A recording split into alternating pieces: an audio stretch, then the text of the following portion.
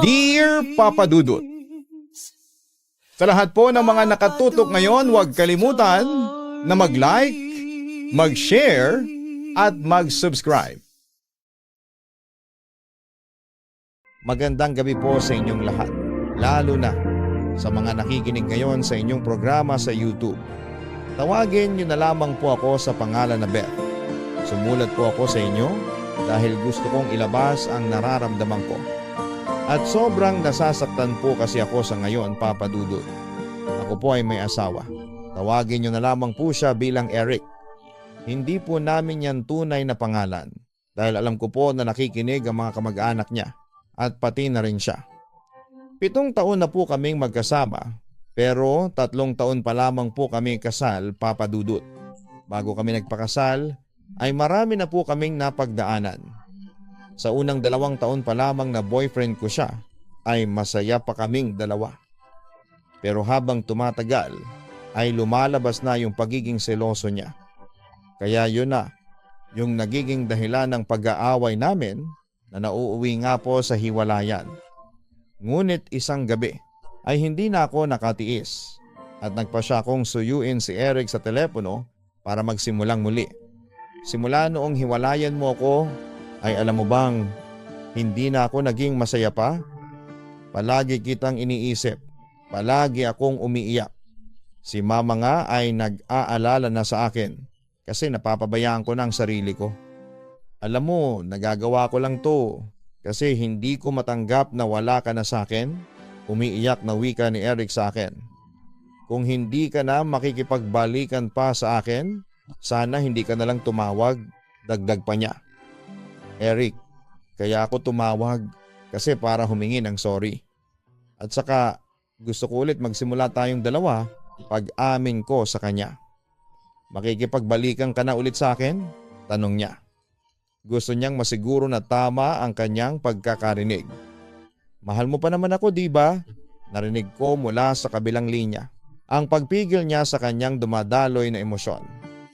Iiyak ba ako ng ganito kung hindi kita mahal, Beth? Tinatanggap ko ang pakikipagbalikan mo sa akin. Sa puntong iyon ay parang nawala ang bigat sa aking puso at muling napalitan ng saya. Salamat mahal, ang sabi ko pa noon sa kanya. Hindi mo lang alam kung gaano ako kasaya ngayon, Beth. Huwag mo na sana akong iiwan ulit, pangako naman niya sa akin. Pinapangako ko naman sa iyo na hindi na ako magseselos nang wala sa lugar.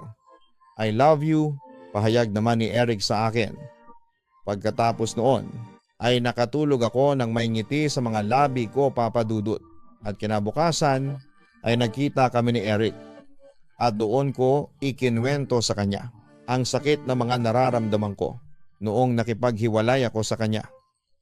Humingi ulit siya sa akin ng sorry at nangakong mas lalong pagtitibayin namin ang aming relasyon. Simula noon ay tinupad naman ni Eric ang kanyang ipinangako. Hindi na siya nagseselos. Pero siyempre, hindi na rin ako gumagawa ng mga bagay na alam kong pwede niyang pagselosan, tulad ng pagtutok masyado sa social media. Katunayan, pinapakita ko talaga sa kanya na bihira ko lang hawakan ang cellphone ko, maliban lang kung nag-online selling ako. At yun nga, naging sweet na kami sa isa't isa. Naging kampante na rin siya sa akin at ganun din ako sa kanya.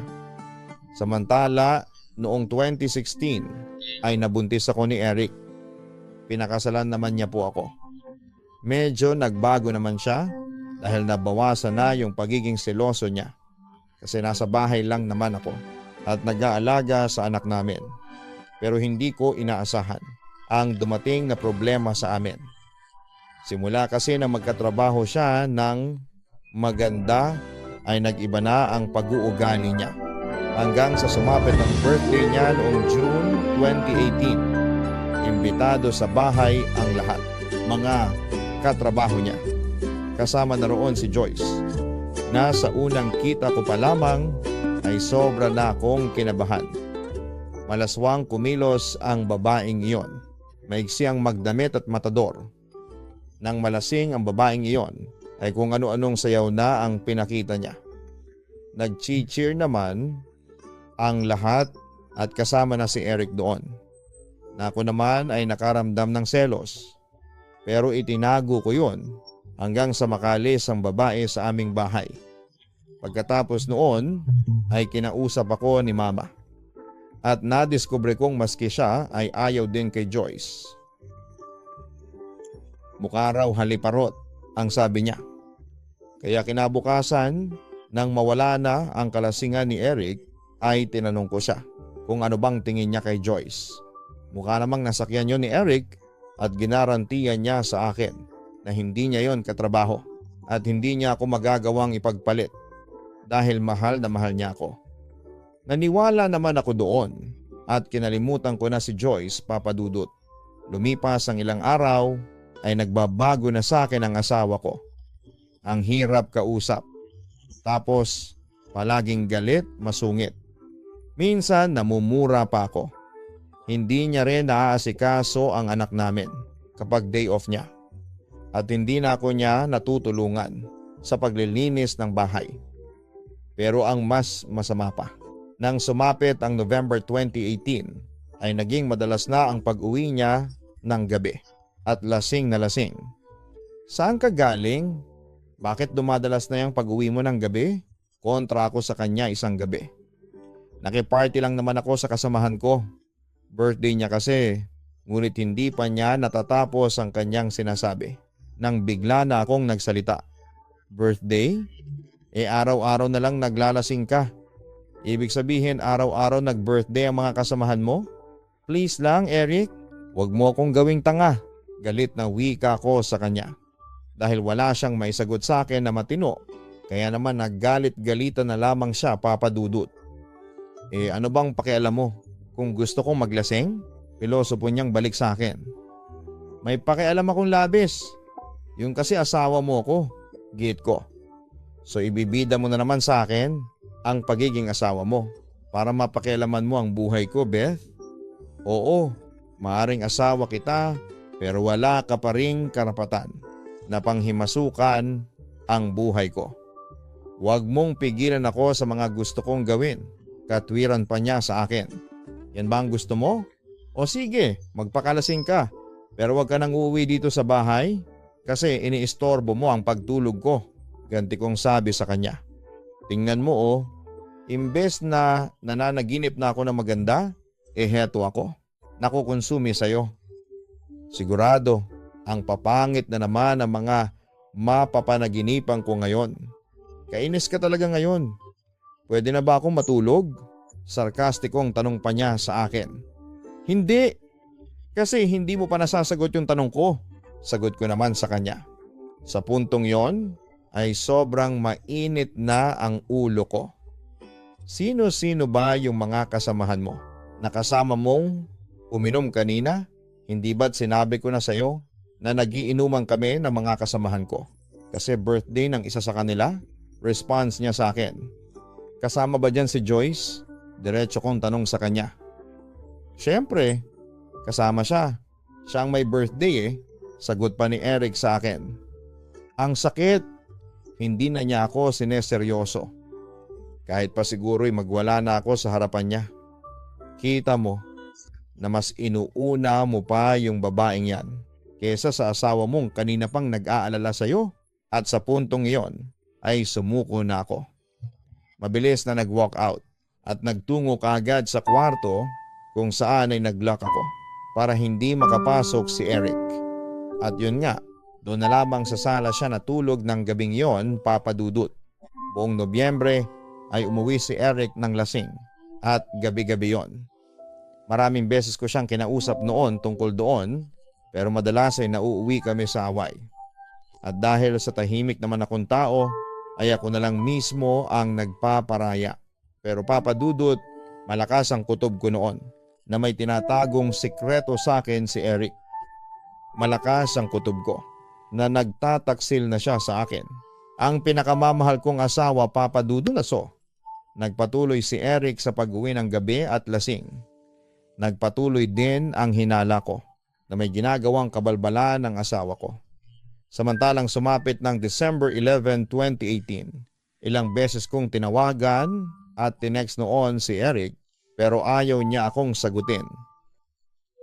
Kung hindi ko pa sinabi sa kanya na magpapakamatay ako, hindi niya sasagutin ang anumang tawag o mensahe na nanggaling sa akin. Pero Papa Dudut, ang hindi ko makakalimutang araw ay ang December 23, 2018. 2 araw bago magpasko, kung saan ay isang katotohanan ang yumanig sa relasyon namin ni Eric. Kakatapos lamang naming magsiping noon, kaya nakatulog agad ang asawa ko dahil sa pagod. Ako naman ay kinakabahan na hindi ko maipaliwanag hanggang sa nakareceive ng text message ang cellphone ng asawa ko. Pag-check ko ay nagulat ako sa laman ng mensahe. Kung hindi ako nagkakamali, ganito ang laman ng nabasa kong mensahe. Hindi na ako nakapagpa-tune up, mahal ha. Ingat ka dyan. Huwag magpupuyat. I love you.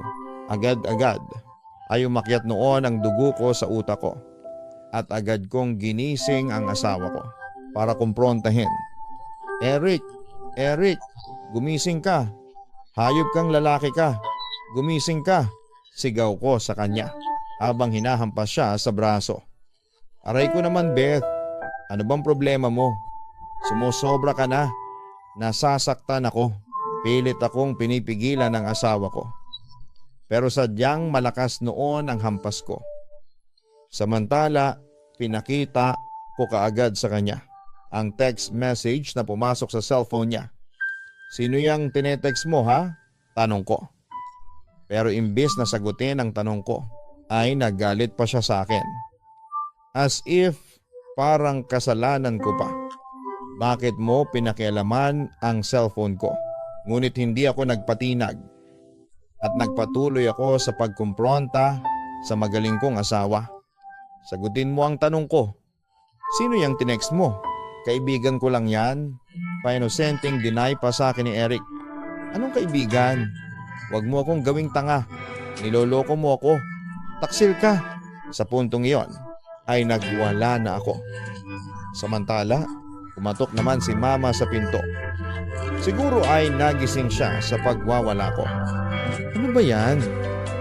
Ang ingay ninyo. Beth? Eric? Nag-aaway na naman ba kayo? Sabi niya sa amin. Bumangon ako at binuksan ang pinto para humingi ng tulong.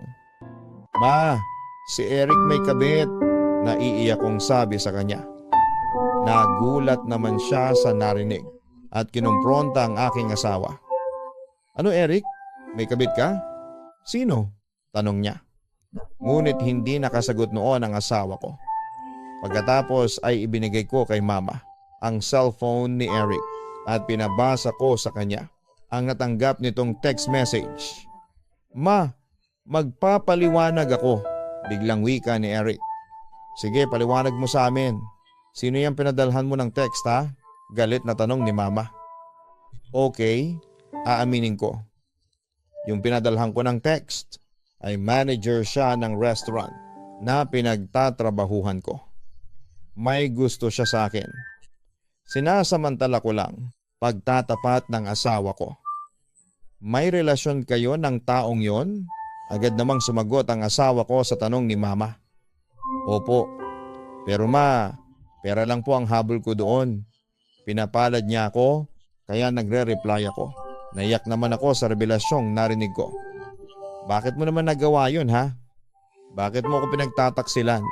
Hindi ko siya mahal, Beth, insist niya sa akin. Kahit na nangangaliwa ka pa rin, naibulalas ko. Pagkatapos noon ay napahagulhol na ako. Eric, saan ba ako nagkulang ha? Bakit mo ginagawa sa akin to? Halos wala na akong binigay na oras sa sarili ko. Tinitiis ko yung hirap ng trabaho. Tapos ganito pa ang ginagawa mo sa akin. Ang sakit, ang sabi ko pa sa kanya. Nabakas ko naman sa mukha ni Eric na nakokonsensya siya sa kanyang ginawa sa akin. Sorry na Beth, sorry. Kung hindi mo ititigil ang pangangaliwa mo, Aalis na kami dito ng anak mo. Pagbabanta ko pa sa kanya. Bago tayo magpatuloy, huwag kalimutan na mag-like, mag-share at mag-subscribe. Napansin po ni Papa Dudut sa analytic ng ating mga viewers na kalahati po ay hindi pa nakasubscribe. Para mas masaya ang ating kwentuhan, huwag kalimutan na pindutin ang subscribe button. Sa ating pagpapatuloy, huwag Beth please, huwag kayong umalis ng mga anak ko. Sige, ititigil ko na ito. Hihiwalayan ko na siya. Huwag lang kayong umalis. Pagmamakaawa ni Eric sa akin. Tandaan mo, kahit na anong mangyari, mahal na mahal kita. Maniwala ka sa akin. Paniniguro niya sa akin, Papa Dudut. Gustong gusto ko nang umalis ng oras na yon, pero pinipigilan niya ako. Mag-usap daw muna kami, pero sa akin ay wala nang silbi ang lahat. Dahil kahit na ano pang sabihin niya, ay hindi maitatanggi na nangangaliwa siya sa akin, Papa Dudut. Hindi ko talaga alam kung bakit niya nagawa yon. Pero dahil sa pagmamahal ko sa kanya, ay nagdesisyon pa rin akong patawarin siya at palagpasin ang lahat. Pero kinabukasan, isang katotohanan ang sumambulat sa akin. Habang nag-uusap kami ni Mama, ay biglang nag-vibrate ang cellphone ni Eric na nakapatong sa ibabaw ng mesa. Nagulat ako nang makita yon at inakala kong nakalimutan o na-misplace niya ang kanyang cellphone. Nang basahin ko yon ay may mga nabasa ako mula sa kabit ni Eric na ayon sa kanya ay manager daw ng restaurant na pinagtatrabahuhan niya. Pero meron yung sinabi sa text na nagkumpirma sa akin na nagsisinungaling ulit ang asawa ko. Hindi yung manager na yon ang kabit ni Eric, kundi ang kinakasarang kong babae, si Joyce. Magaling ka talaga, Eric, naniniwala na sana ako sa iyo. Kaso ano to, nagsisinungaling ka sa akin? Naibulalas ko sa kanya. Teka, anong sinasabi mo? Nagtataka niyang tanong sa akin. Hindi yung manager ang kabit mo. Si Joyce ang kabit mo. Pagbubunyag ko. Hindi si Joyce ang kabit ko? Sinubukan pa niyang itanggi ang totoo. Pero hindi na ako naniwala sa aking asawa. Huwag ka nang magsinungaling pa. Alam ko na si Joyce ang kabit mo. Diin ko habang ipinapakita ko sa kanya na hindi na ako naniniwala sa kanya. Beth, sorry, yun na lamang ang nasabi niya habang indirectly niyang sinasabing totoo ang aking nadiskubre laban sa kanya. Bakit ka nagsinungaling sa akin, ha? Bakit? Tanong ko sa kanya. Nagagawa ko lang yon kasi gusto kong ayusin na ang lahat bago mo pa malaman. Alam kong mas masasaktan ka kung malalaman mo si Joyce ang kabit ko. Katwiran niya sa akin. Aalis na kami ng anak ko. Yun na ang naging desisyon ko. Dahil hindi ko na kayang tiisin pa ang sakit na nararamdaman ko sa aking puso. Beth, ano ba? Huwag kayong aalis. Pigil niya sa akin. Aalis kami sa ayaw mo at sa gusto. Giit ko sa kanya. Puno na ako sa iyo, Eric. Ayaw ko na. Hindi na kita kaya pang tiisin. Sa puntong iyon ay hinagkan ako ng aking asawa. Beth, please naman, naiiyak niyang sabi sa akin. Si Joyce naman ang mahal mo, hindi ba? Kaya siguro naman ay ayos lang sa'yo na umalis na kami dito ng mga anak mo. Balik ko sa kanya. Mahal kita, Beth, wika niya sa akin. Agad ko namang kinontra at hindi mo ako mahal. Kung mahal mo ako ay hindi mo ako pagtataksilan. At saka, alam mo ba, nawala na rin ang mga pagmamahal ko sa iyo. Beth, sandali, please, huwag kang umalis. Desperado na noon si Eric na pinigilan ako. Pero hindi na ako nagpatinag noon. Goodbye. Magsama na kayo ni Joyce. Bahala na kayo sa buhay ninyo. Papa Dudut, sobrang sakit at sobrang hirap nang naranasan ko ng araw na yon. Wala pa rin kasagutan kung bakit niya nagawa sa akin yon.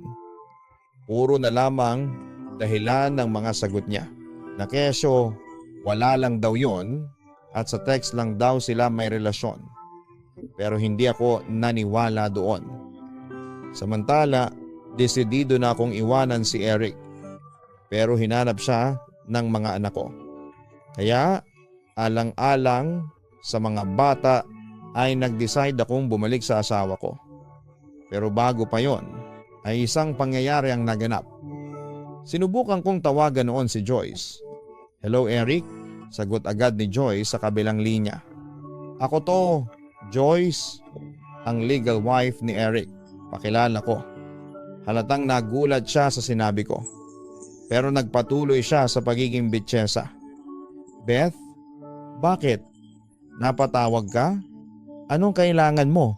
Ayaw kong sayangin ang oras mo at oras ko, kaya dediretsuhin na kita.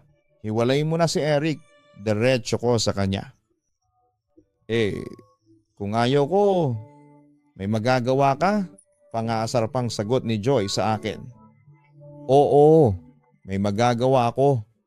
Dahil ako ang legal wife, pwede ko kayong sampahan ni Eric ng kaso sa korte. Sigurado, lamang ako at ikaw ay makukulong."